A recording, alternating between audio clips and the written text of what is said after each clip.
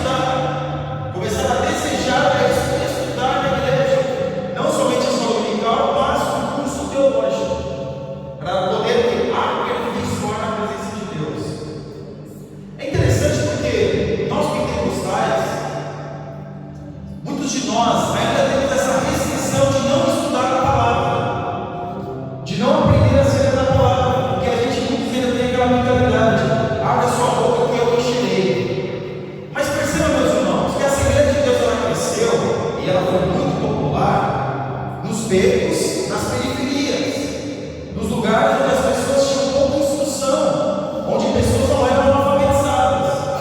Então, em contrapartida, essas pessoas não sabiam ler nem escrever. Pessoas que vinham do Nordeste, que vieram para São Paulo, que iam para alguns lugares, alguns becos em São Paulo, as pessoas não tinham, ainda não eram alfabetizadas.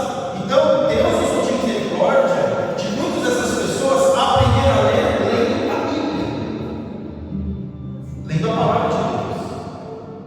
Então se criou esse estigma de abre a sua boca que eu encherei. Mas isso, meus irmãos, nós sabemos que tem pessoas que não foram alfabetizadas, pessoas que fizeram até a segunda série, outras pessoas nem tiveram a oportunidade de estudar. Então essas pessoas Deus tem misericórdia, e são mensagens profundas, irmãos. Mensagens tremendas. Às vezes você vê o irmãozinho na igreja e fala, tem curso teológico, não sabe ler e escrever, mas o poder de Deus é forte. É coisa tremenda, é revelação do céu. Mas, porém, entretanto, aqueles que podem estudar a palavra e aprender na palavra, precisam fazer, precisam aprender a palavra. E essa escola de profetas aqui era para quê? Para organizar as ideias acerca de quem era Deus.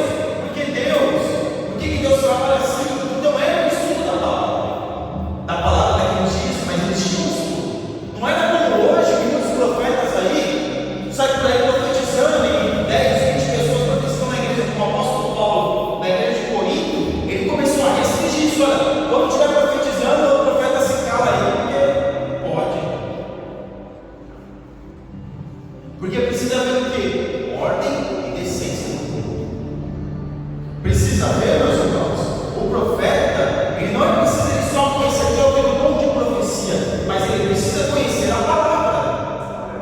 Ele precisa conhecer aquilo que está na palavra. E de que forma que nós conhecemos a palavra? Simples.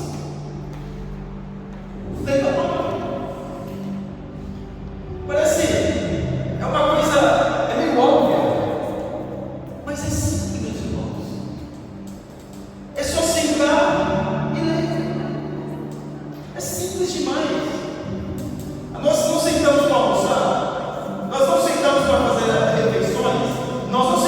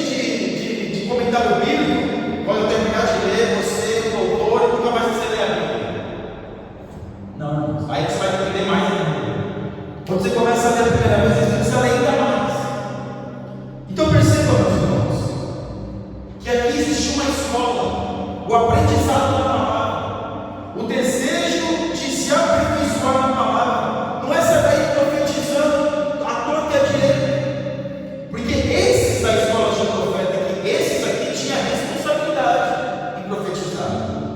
Depois nós vemos muitos falsos profetas, mas esses aqui tinham responsabilidade. Um profeta verdadeiro, aquele que tem o dom de profecia e zela pelo seu dom, ele tem responsabilidade quando ele vai profetizar, porque ele é ensinado.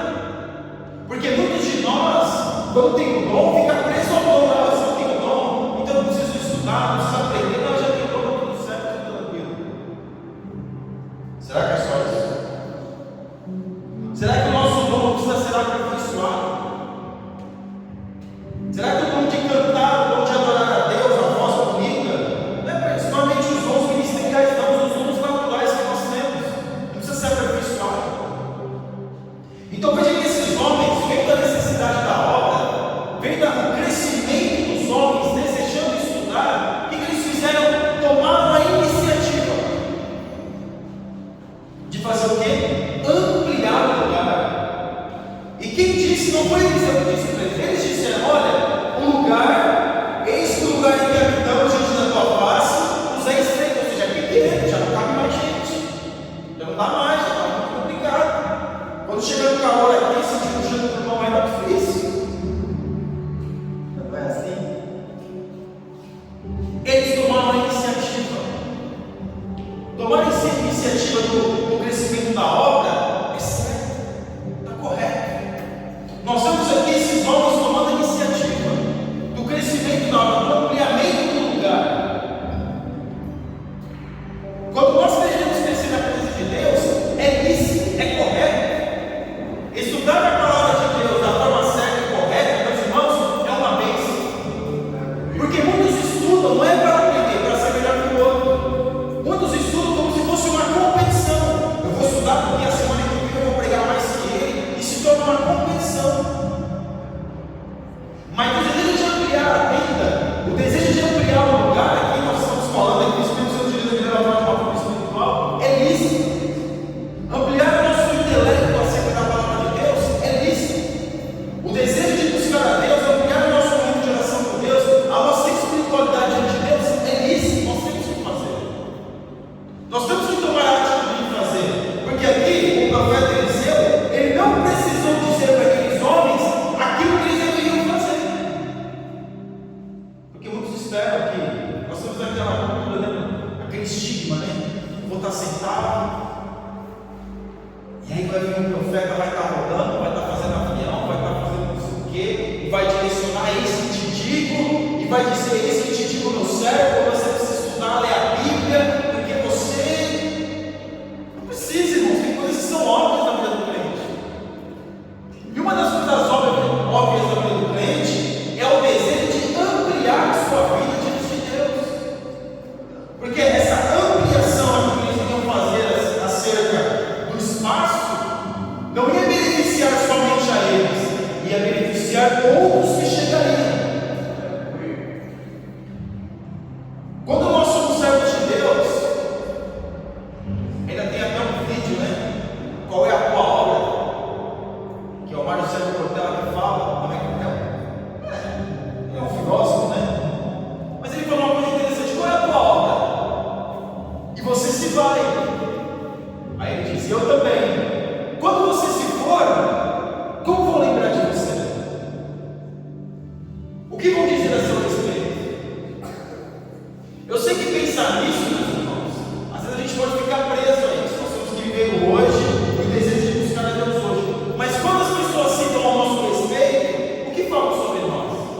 Não que nós devemos estar preocupados com isso, mas de uma forma abençoadora. Olha, vai um cristão ali, que maravilha. Veja que a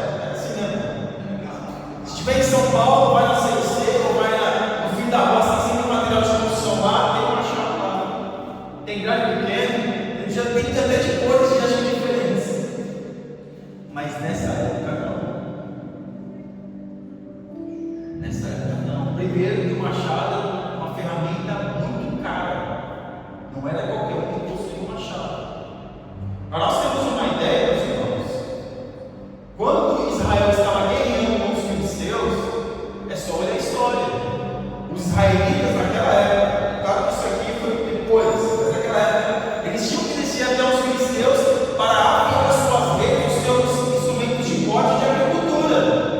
E eles não tinham espada. Quem tinha espada era o rei, era o príncipe, mas os soldados não tinham. Então nós temos uma ideia de como era difícil. Esse machado aqui, meus irmãos, para nós vermos um machado caiu um, era só daqui para outro. É assim que a gente pensa. Caiu lá, foi só que quando o cara o ferro com o machado, era só ir lá e comprar outro. Deixa eu ficar de machado. Eu aprendi uma coisa. E eu sempre tive isso comigo. Eu zelo mais por aquilo que é emprestado do que pelo que é meu. Eu tenho mais zelo por aquilo que é alguma coisa que alguém me empresta do que aquilo que é meu. Se eu vou dirigir um carro que não é meu, irmão, eu estou com cuidado. A porta às vezes nem fecha, né? Você vai bater a porta, vai ficar meio aberta, né? Mas dá aquele toquezinho a mais para fechar. Quando vai conduzir, tem mais cuidado, o carro do lado, parece que está acontecendo pela primeira vez.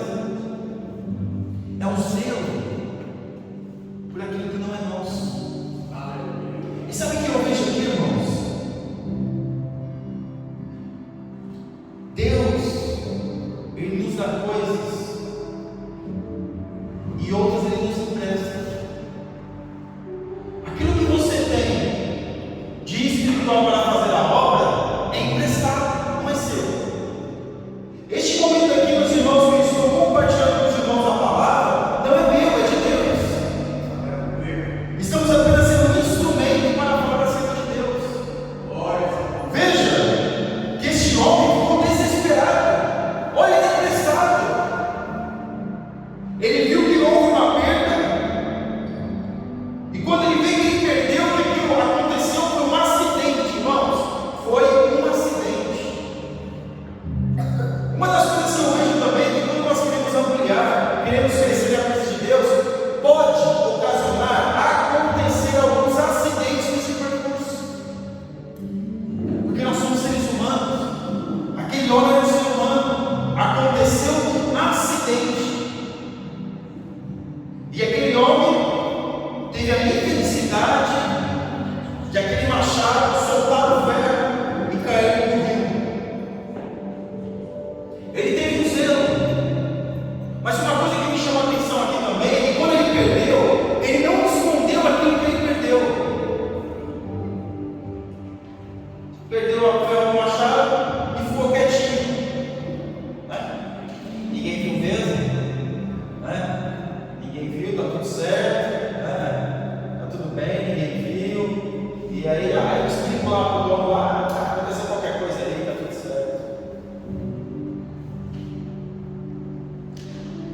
Mas eu vejo, meus irmãos, que esse homem, aspirante a profeta, ele foi sincero. Na hora que ele perde, ele clama. Na hora que ele perde aquele ferro, ele clama. E aí, meus irmãos, eu comecei a pensar, a meditar, falei, meu Deus, nesse desejo de buscar a tua face, nesse desejo de aprender a tua palavra, quantas coisas a gente não pode ter perdido, e aí, ao invés de nós clamarmos ao Senhor, nós ficamos quietos. Nós damos por perdido e ponto final. Nós muitas vezes pensamos, perdi mesmo, não quero nem saber. E esconde aquilo que perdeu. Não fazemos muitas vezes com aquela mulher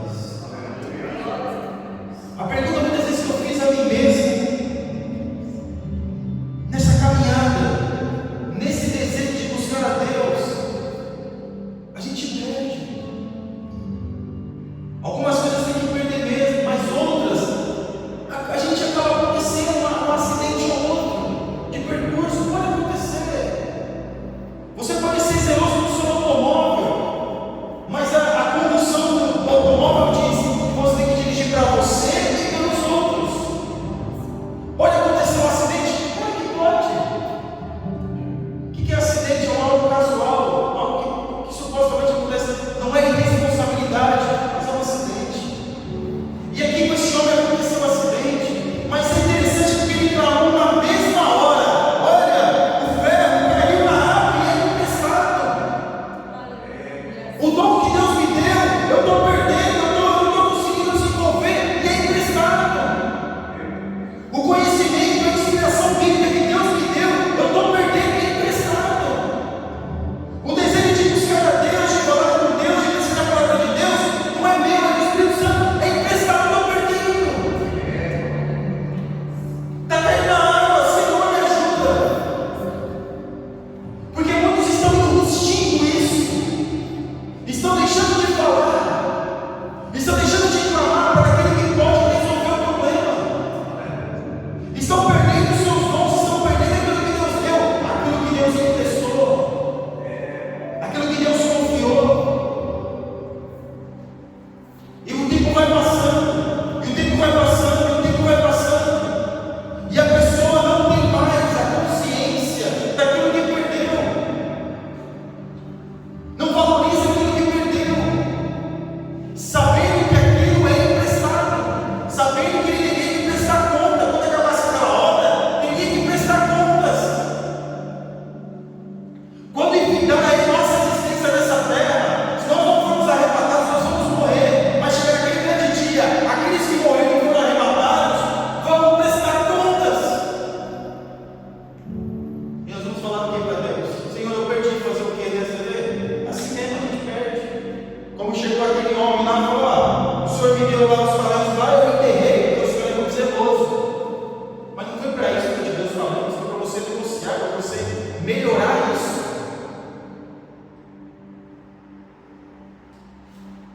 Sabemos, meus irmãos, que o desejo do crescimento não é fácil. Crescer dói. Crescer não é fácil. A ampliação das tendas dá trabalho. Ler a Bíblia dá trabalho. Orar dá trabalho. Mas é prazeroso. Para alguns, algumas coisas não dá trabalho. É praticamente normal fazer certas coisas. Mas é que esses homens aqui tiveram essa iniciativa para ter trabalho. O crescimento na presença de Deus, irmãos, dá trabalho. É trabalho. Pregar a palavra de Deus é trabalho. Estudar a Bíblia Sagrada é trabalho. Os irmãos veem o pastor Márcio aqui pregando, aqui, glória a Deus, aleluia, o homem tem conhecimento, tem entendimento da Bíblia, mas não sabe quando estudou, quando correu atrás, quando ralou. Escola teológica. Tem escola teológica, tem bacharel, tem som básico, não precisa mais estudar, não, tranquilo agora, não dá nada. Aí precisa estudar mais ainda. É assim, mano. Olha, Deus me abençoou hoje, Deus me usou hoje, glória a Deus, senti bem, Deus me encheu, irmão, aí que tem que orar mais. Porque senão isso se perde. Porque nós muitas vezes ficamos no comodismo, Deus está me usando, eu não preciso orar, não precisa ler a Bíblia, nada. Aquele homem, quando ele viu que ele perdeu, o que ele fez? Ele clamou ao profeta: ai meu Senhor, porque é emprestado. Se você está percebendo, se nós percebemos que aquilo, nós estamos perdendo algo de Deus, clame ao Senhor. Fala: Senhor, me ajuda, porque é emprestado, é Deus, Senhor, eu estou perdendo. Eu vou dar conta naquele grande dia. A nossa caminhada é assim, meus irmãos. Como eu disse para os irmãos, já cometi alguns equívocos. Já falei coisas às vezes não por maldade, mas por ignorância. Só que depois nós vamos aperfeiçoando, porque o desejo de crescer é assim mesmo. E aqui nós temos, meus irmãos, um homem sincero que fala, que clama na hora,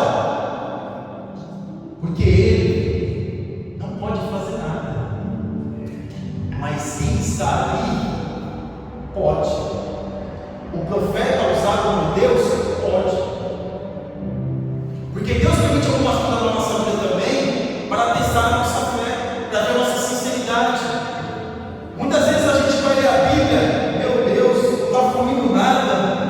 Que é isso, Senhor? Para quê? Para que você tenha a insistência de continuar buscando. Porque é assim que acontece. irmãos acham que muitas das vezes a gente vai lá ler a Bíblia, oh, é 10 minutinhos, a luz, aleluia, olha, já estou cheio. Deus permite algumas coisas na nossa vida para testar a nossa fé. Deus permite algumas coisas na nossa vida para testar a nossa sinceridade. Será que nós somos sinceros com Deus? Será que quando a gente está em dificuldade, em tentação, em situação, a gente fala para Deus o que está passando? Fala para Deus, clama. Esse homem começa a gritar, ele fica desesperado. É assim que nós cristãos temos que ser, quando nós vemos que estamos perdendo alguma coisa, quando nós vemos que a gente cometeu algum equívoco. Temos que clamar e gritar. Clamar não é clamar e gritar mesmo. Aleluia. É chamar a atenção. Era isso que foi exatamente o que fez. Mas quando ele clama, o seu problema é resolvido. Porque aí o profeta vem. Aí a presença de Deus, ela se manifesta. Aí a graça de Deus e a bondade do Senhor se manifesta. Porque aí ele não pode resolver, mas o profeta usado por Deus ele ia resolver. Aonde caiu? Aonde caiu? Onde foi? Foi ali. A gente podia pensar assim, era só ir mergulhar ali, pegar e marchar. Não é bem assim. Aonde eles estavam ali é uma água lamacenta. Dificilmente se ele mergulhasse ele encontraria o ferro. E a água do Rio Jordão é o rio, ou seja, uma água potente. Olha o milagre aí, irmãos. Onde que é? É ali. A água está correndo, meus irmãos. A água está correndo, é ali. Eliseu foi e jogou a madeira, o pau. É ali. O ferro começou a flutuar. Glória a Deus. Aquilo que eu não posso fazer, Deus faz. Mas aquilo que eu posso fazer, é necessário eu fazer. Porque o que eu posso fazer está aqui, no âmbito terreno. Mas o que Deus pode fazer é o milagre, é a transformação.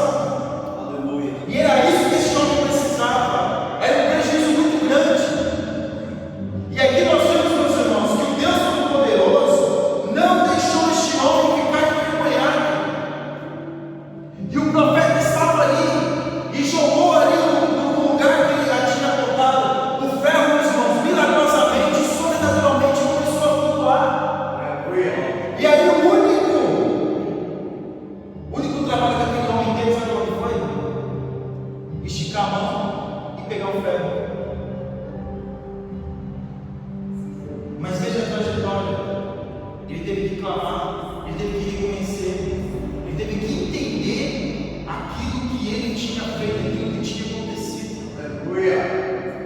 E a nossa caminhada é exatamente assim. Quantas vezes, meus irmãos, a gente não perde? Quantas inspirações, muitas das vezes, a gente já não perdeu?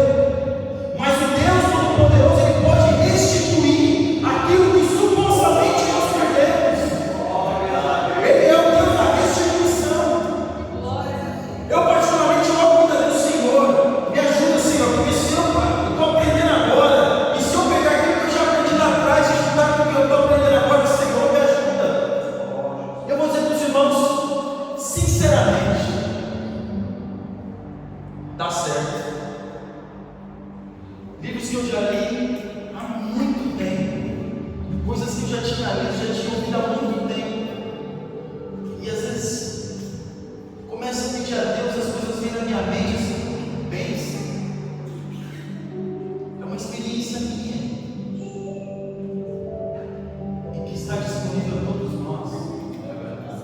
Não pode ser um conhecimento perdido, porque o homem não pode conhecer e perder aquilo que conheceu, mas acumular conhecimento. E nessa trajetória, meus irmãos, busque crescer na presença de Deus, busque ampliar o lugar, porque quanto mais nós ampliamos a nossa vida, mais Deus vai nos enchendo. Aleluia. Quanto mais nós desejamos crescer, mais Deus vai nos enchendo de entendimento, de conhecimento, de percepção, de espiritualidade de Deus, mais